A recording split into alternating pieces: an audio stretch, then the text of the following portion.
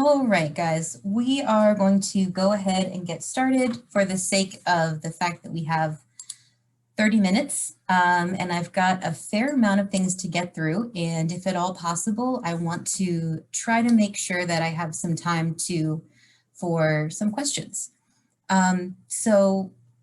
First of all, my name is Sarah Naylor, and I am the marketing strategist for the Nittany AI Alliance. So today we're going to talk about my specialty area that I live and breathe all the time. So that's marketing and branding. Before I get into that, one just housekeeping announcement. This webinar is being recorded, just so you all know. There are some people who couldn't join us today because they had class. And if you want to watch it again and listen to my dulcet tones, you also can do that too. You'll have access to the recording. So I also wanted to just say congratulations to everybody for making it into the top 20. A round of applause for you all. Keep in mind as we're talking that you are doing a really awesome, great thing. So again, congratulations. And before we get into some of the specifics, I want to just call out that you are not going to be judged on marketing and branding in your prototype submission. So there's no judging category for marketing and branding. Just so we're very clear on that for the sake of your prototype submissions. However, marketing and branding do matter, and they matter kind of a lot, and we're going to talk about exactly why. Okay, so one little announcement here. I love tacos. I also love puns, possibly more than tacos. So you're going to see both of those throughout this presentation. But just on sort of, the most granular level, let's look at these two pictures of tacos. So tacos on the left are about the whole dining experience. They're put together nicely. You've got the side dishes, you've got the garnishes, you've got, chips and dip, some silverware, you are good to go. Like, that is an excellent taco experience. There's probably maybe like a little margarita that I cropped out in the upper left-hand corner, also just, waiting your taco experience. Tacos on the right will fill you up. They're probably also delicious. They will give you energy to continue throughout the day. And, let's be honest, tacos are a win in general. However, they're kind of just laying on the table. Table's a little greasy. Stuff's falling out of the tacos. Not super welcoming. They're going to be hard to pick up and eat. Have no utensils, nothing. So what I'm getting at is I want the tacos on the left. I want to eat those. And you want to be those in the Nittany AI Challenge. You want to be the good tacos. And that is exactly what marketing and branding can do for you, is they can help you be the good tacos. Okay, so I keep saying marketing and branding. I just wanted to quickly go over the difference between the two. And if you'd like, you can read the definitions, by the American Marketing Association, or we can talk about tacos again, which is what I would prefer to do. So, so marketing, in its sort of broadest definition would be you saying, I love tacos, I want to sell them. Do you want to sell tacos with me? Awesome. Let's make a plan and let's sell some tacos together. That's marketing. That is you selling your product, good, or service.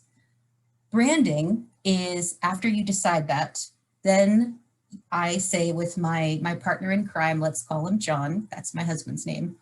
John and I say, we want a taco truck, and we're going to call it In Queso Emergency, because I think that's brilliant.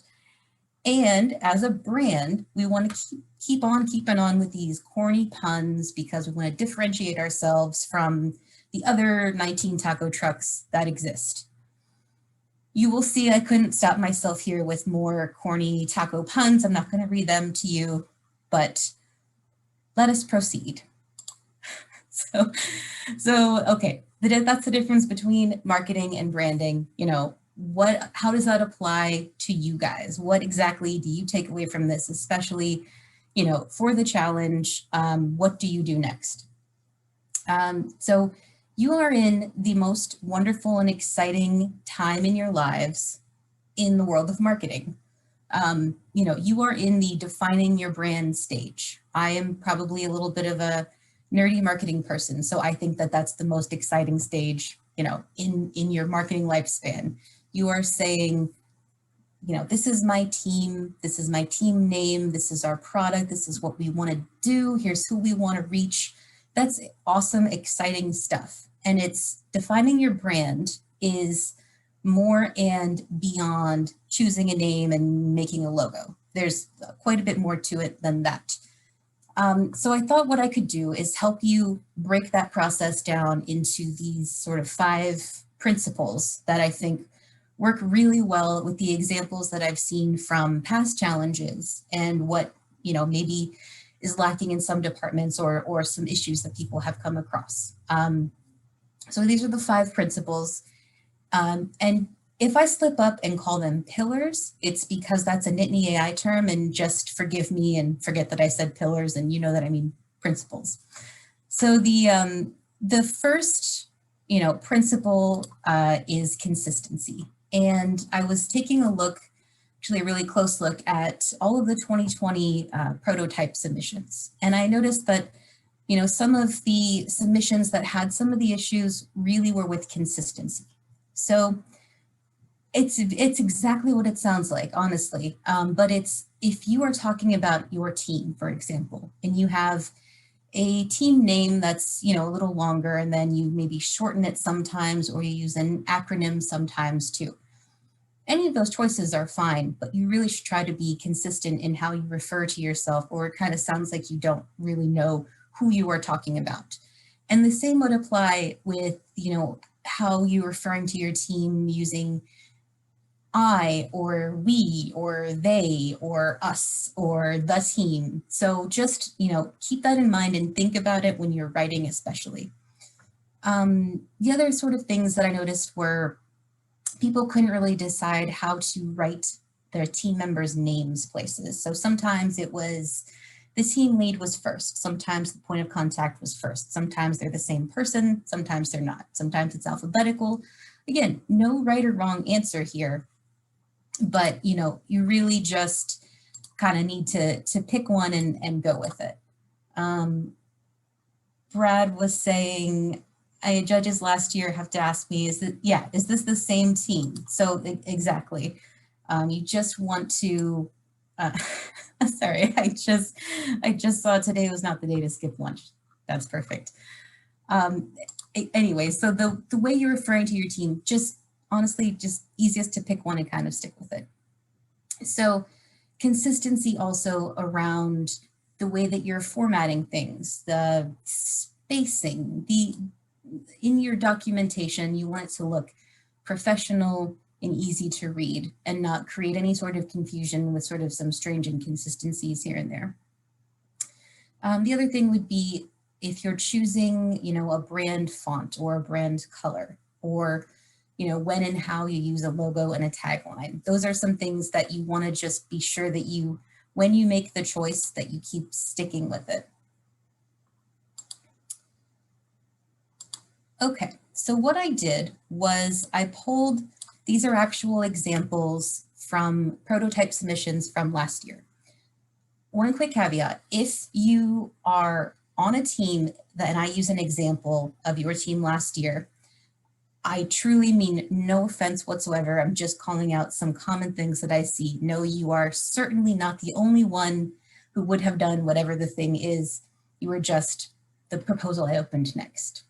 Okay, so we're looking at, consistency here. So there are 3 things on this page right now that drive me a little bit bonkers. Does anybody want to take a stab at what the 3 things are that are driving me bonkers? You can type in the chat, or you can just unmute. Jake, yep. So the second G has a little bit of a thing hanging out of it. Exactly. Yes. I noticed the little thing hanging out too, and it kind of drove me nuts because they're both G's, they're both exactly the same font. So yes, that is one.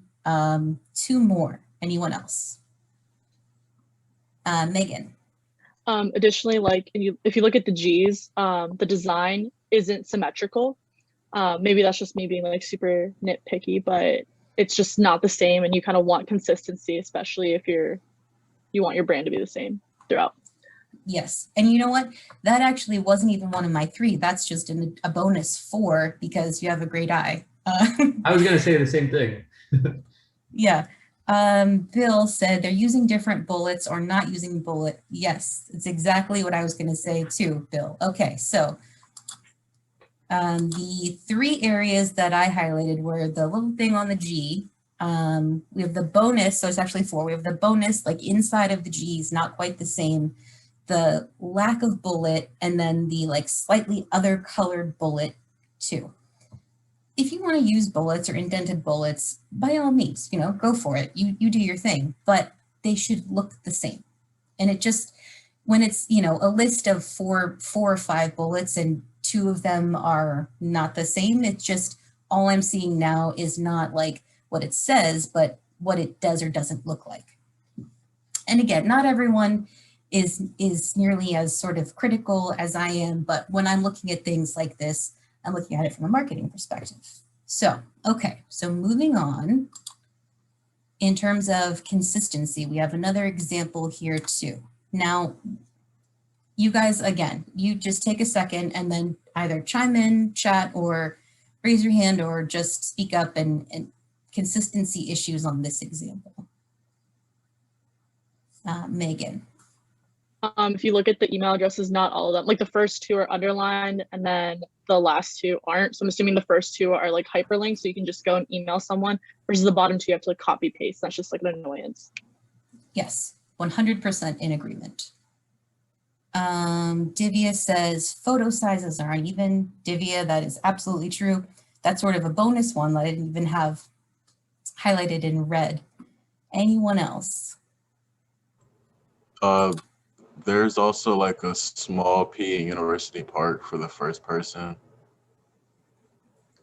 I didn't even notice. So extra super bonus points because that one I did not catch. The other thing that I was going to call out is this sort of spacing. So you've got these boxes with people's contact info, a little paragraph, and then sort of like medium amount of space, no space, lots of space, no space again. So spacing in general. And then, like width of so the first box kind of goes in 1/2 inch, the rest spacing is all over the place. So again, just some issues with consistency. What I will say is that when you're just communicating something that's as simple as, here's my photo, here's who I am, and here's my contact info, I wouldn't necessarily want to complicate it quite this much either. So something that you can do to sort of combat some consistency issues are the next principle, which is simplicity. So this is just something, I try to go back to this as much as possible. Sometimes I'm guilty of gilding the lily. I just, I like bling, I like shiny things, so sometimes more is more. But when it comes to marketing and branding, try to remember that simplicity really is the best way to go. So what I mean here specifically is a lot of points relating to team names and logos in particular. So if you have a team name that's sort of a long, fairly complicated acronym, something maybe people won't remember as much. Maybe it will. Maybe it spells out something very easy to remember and say, great. But the longer, not the better. Sort of, short and simple and easy to remember is generally a pretty good way to go. The other thing people sometimes do is they have a team name and they have a product name, and then they have acronyms for one or both. So then you're sort of mixing all of these different names, and again, creating confusion to some of the judges potentially with what exactly you're talking about. you can have a team name and a product name by all means, but you just have to be really clear and intentional about when and how you use those different names. And sometimes people tend to do sort of an information overload, and I'll show you an example of that later in a couple of slides. This one I'm also guilty of sometimes too is, prioritizing cleverness over transparency. So if you have an idea that you want to run with, maybe it's taco related, maybe it's not, but you're like, yeah, this is funny and this is clever and I'm going to do it. But is it the best, simplest way to communicate your information? Sometimes yes, and sometimes no. So just think about, are you being clever for the sake of being clever, or are you being clever because it sort of clearly communicates your brand? In terms of logos, and one thing I want to call out to you guys too is I'm going to run through this stuff pretty quickly. I have a whole appendix with some really hyper-specific information about logos and like formatting, that kind of thing. I have stuff in the appendix about videos and all kinds of stuff that I just didn't want to sort of, give you a lecture on necessarily. So talking about logos, and yes, Divya, so the appendix is in this presentation, and I will 100% send this presentation to you guys and the recording as well. I can send the presentation today, but the recording may be tomorrow. So in terms of logos and simplicity, so you generally do not want an intricate logo. Keep in mind that a logo should be something that you can have printed on a banner that's 50 feet long, and it could look really great on a 50-foot banner, or it should be the size of a dime and also be recognizable and easy to understand. So when I say intricate, I mean like a really intricate design, or like a ton of colors, or maybe like using actual photography. You kind of want to stay from things like that because you want it to just stay as simple as possible. That you can also run into some copyright issues if you're using photography or like some, stock clip art, that kind of stuff. So when I say non-shareable logos, what I mean there is if you design these, again, fairly intricate logos that are maybe like this wide and only exist in this very wide format, that sort of, you can't do as much with that kind of a logo. So generally you want to keep it sort of circle, squarish, fairly small in size, or, create different versions. Create a stacked logo that's, then vertical instead of all horizontal, that kind of thing. Okay. So we're going to do, again, just look at a few examples of simplicity as it relates to logos. So I really like one of these three logos. I'm not a huge fan of the other two. Does anybody have a favorite that they want to call out? Let's say Bloom. Bloom. Yeah. Sorry. Yeah, no, I'm with you guys. Totally agree. Yes. So the one on the bottom left is, Brad, I think I'm pronouncing this right. I think it's doctor is how it's sort of said out aloud. Again, clever because it sounds like doctor and it was a health related submission, but it's a really, really long name that then becomes a fairly complicated acronym that then has a pretty complicated looking logo that you don't immediately know that it says doctor with the logo, but there's a stethoscope and someone liked the idea, so you can see where that goes. So then COACT is co-writing optimized and ascended clinical trials. I am not a health expert, so I don't know what that means. But that's not really the issue as much as it's a sort of long name with then another name under it. And there's none of that that's going to sort of stick in my brain and like be memorable. When I look at Bloom, it's super clear, super crisp, short, to the point. They even put in a tagline but the tagline is reinforced visually by the logo because they're saying grow your circle, and that's what the logo does. So that's why I think we all probably kind of gravitate towards liking Bloom. Okay, so simplicity. Wanted to take one other quick look here at, again, these are 2020 examples. So these are both page 1 of prototype submissions. I really like one of these, and the other one I find a little, again, complicated, maybe too much information, and I'm not gonna sort of keep you on the hook here. I like the one on the left because it is crisp, it's clean, it's simple, it's very straight to the point. It's the team logo, and who's on the team. On the right side, I actually don't know who's on the team because it doesn't say so, and I couldn't really find that, at least in the beginning of the proposal. It's also got sort of a lot of information. I don't really know what to read first. So again, simplicity. Okay, so the next, not pillar, the next principle is just super simple, is just research.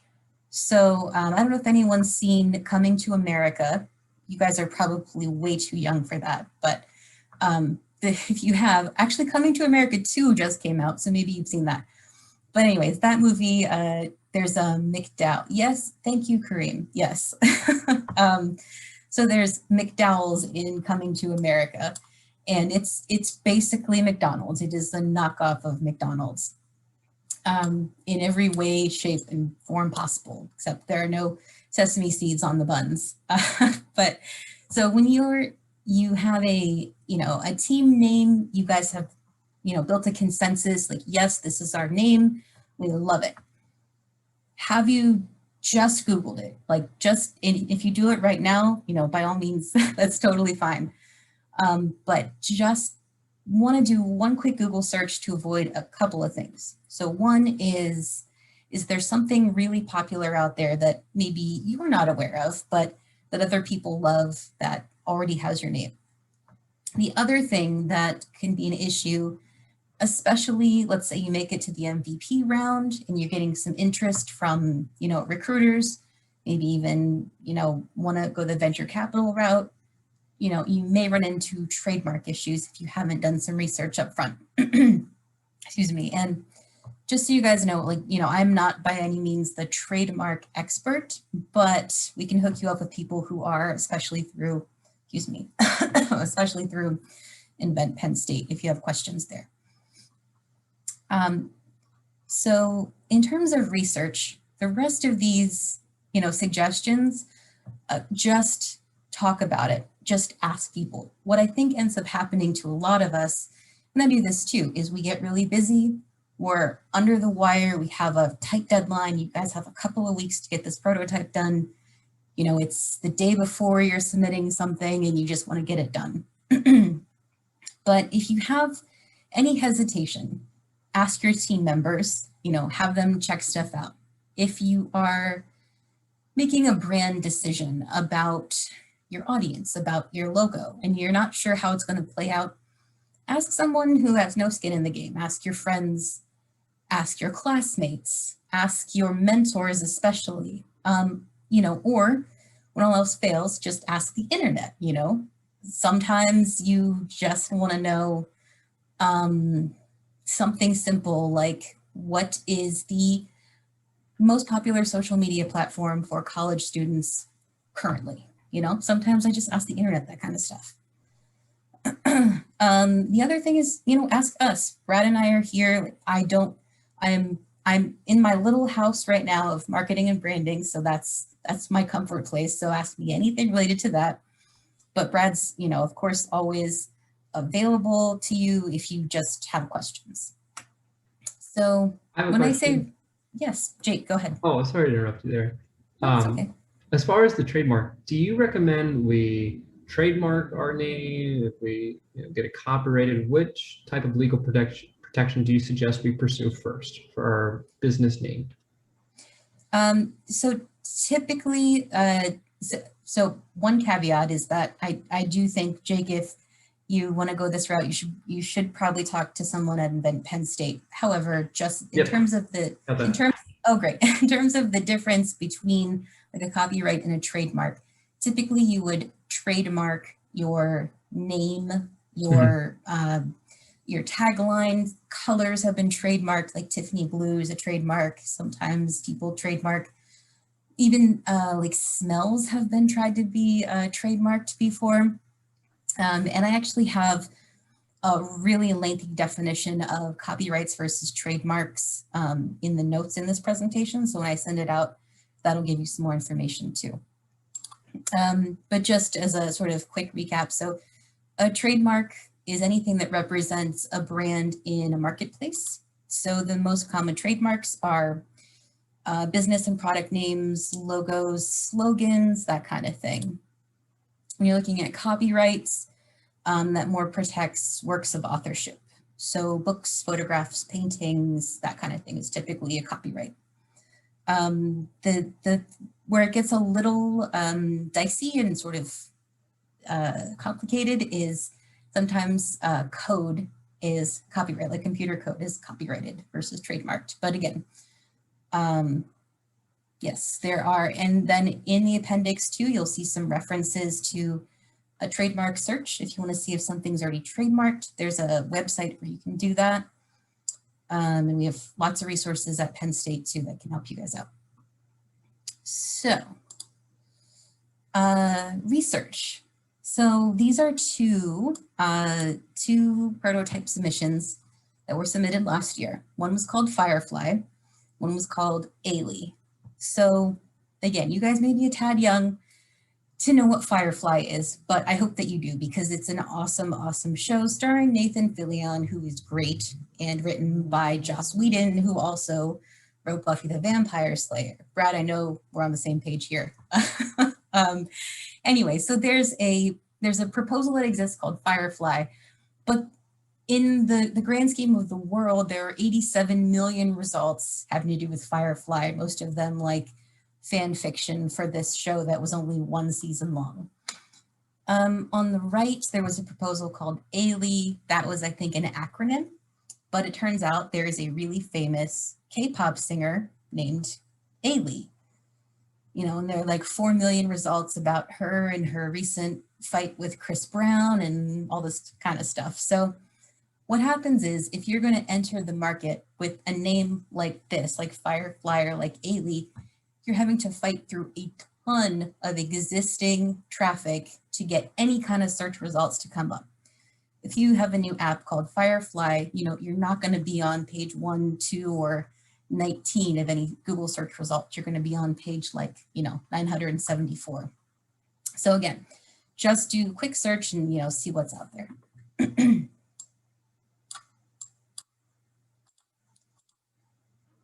Okay, communication. Oh, have to tell you guys, pretty proud of this little comic here that I did write this comic. So in terms of communication, right? Remember the taco truck? I want to call it In Queso Emergency because I think that's funny and punny and clever.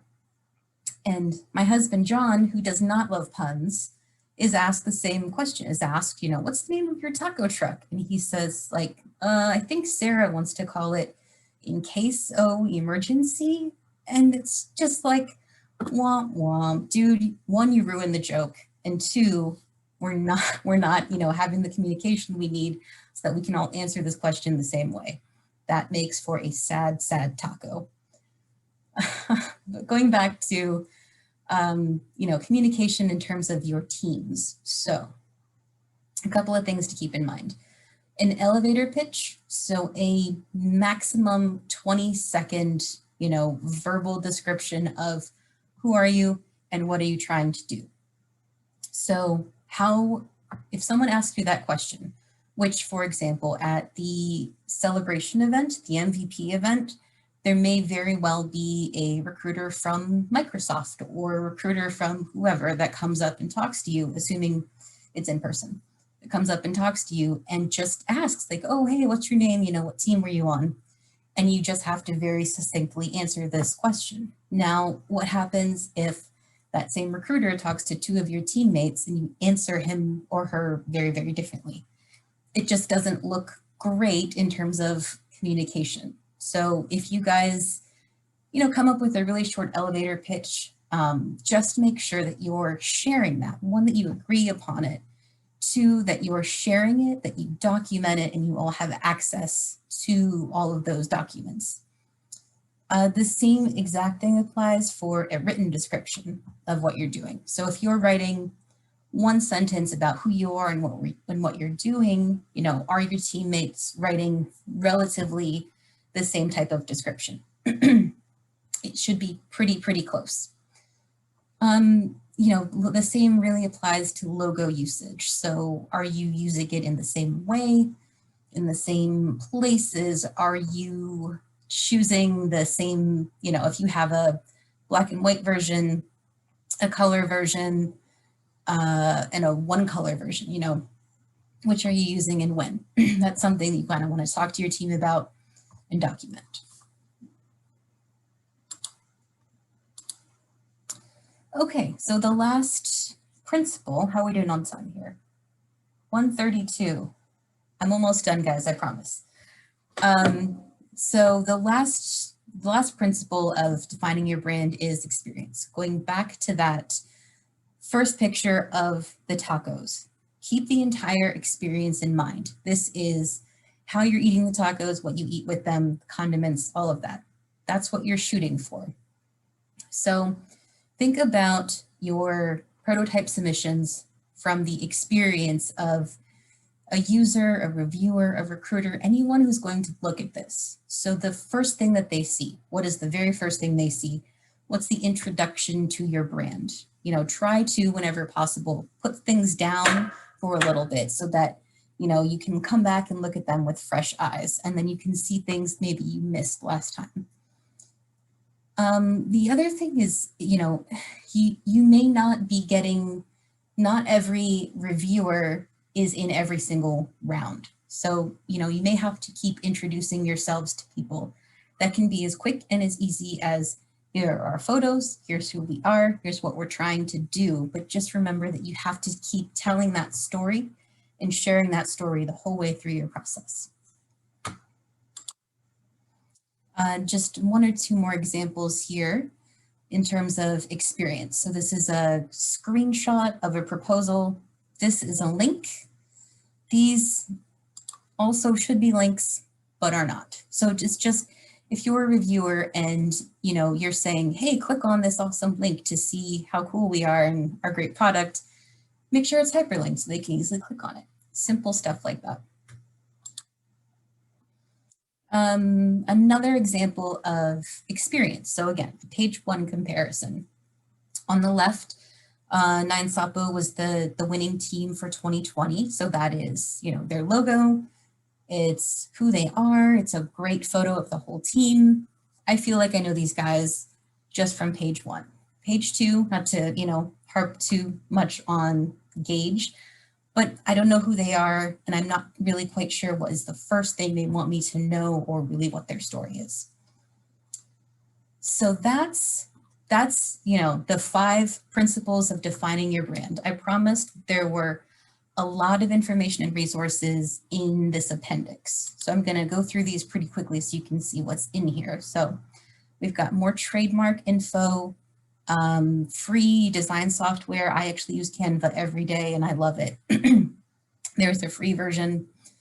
And if you have not checked out, for example, some of the past winning teams in the challenge, I highly recommend that you do that. That's on our website.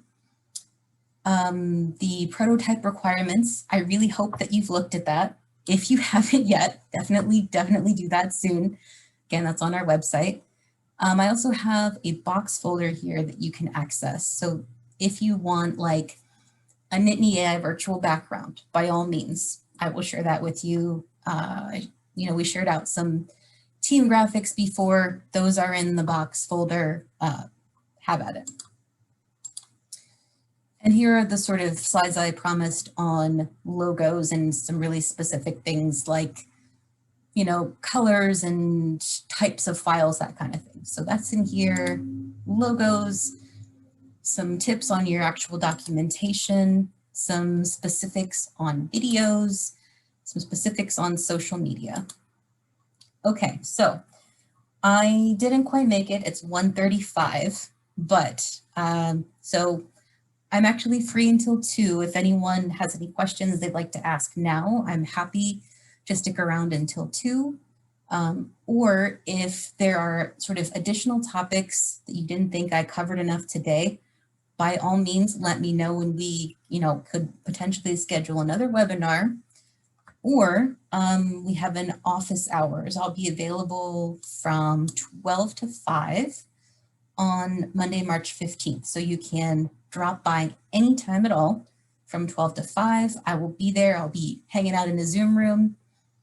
Just know that, there may be more than one person in there at a time. So if you have a question and you'd rather it be sort of confidential, then I'm happy to do a one-on-one meeting as well. Excuse me. If you'd like to schedule a meeting with me, Divya, I saw your question there. Absolutely. Shoot me an email or a Teams message, san53@psu.edu. Hayden, you're welcome. And Brad, no problem. It's actually longer than you said it was, so that's a good thing. Okay, again, thank you guys. And before you go, I just want to say again, congratulations. And you are doing an amazing, awesome, great thing. Do not forget that. Please keep that in mind. But I will stop talking now. Does anyone have any questions or anything else that you'd like to cover? I've got maybe 20 minutes or so. And thank you, Tanish. I'm glad you like the tacos. The link for the Zoom recording. So after the meeting is over, Zoom's going to take about 20-30 minutes to process the recording and email it to me. And then it'll take me another maybe hour or 2 to get it up on YouTube. So probably either late this afternoon, maybe potentially tomorrow morning is when I can get the Zoom recording to you guys. And thank you, Rachel and Jake and Kareem and Megan. Okay, thanks everybody. I'm gonna go now. Actually, oh, yes. Sorry. Thank you very much for the presentation. It was great. I just have a quick question. Actually, going back to the first principle, consistency, you talked about having the documentation consistency be consistent with the brand. So here, I just want to ask your opinion on something. Yeah, so for writing documentations, I love a font called EB Garamond. I think it's very clean. It's researched to be one of the most readable fonts on paper. And I was planning on using that for my documentation, prototype documentation. But on the other hand, SciSpace, our product, the design is very round, and we used a lot of sans serif fonts in our app design. But that same font, which is called, I think it's called MH Standard, I think was the name. And if we use that in a Word doc, it wouldn't look as good. So for my situation, would you recommend sticking with a consistent sans serif font in the documentation, or would you recommend just keeping them separate? I would probably end up choosing 2 fonts and using them in a really consistent way. So if you wanted to choose a branded font for your your titles or subheadings, then you could pull in your brand there. And then in the body text that you'd want to be more readable, you could use sort of the easier font there. And if it's 2 different fonts, that's totally fine. Again, just consistency in terms of where they're applied would be important. Great, thank you so much. You are very welcome. Any other questions?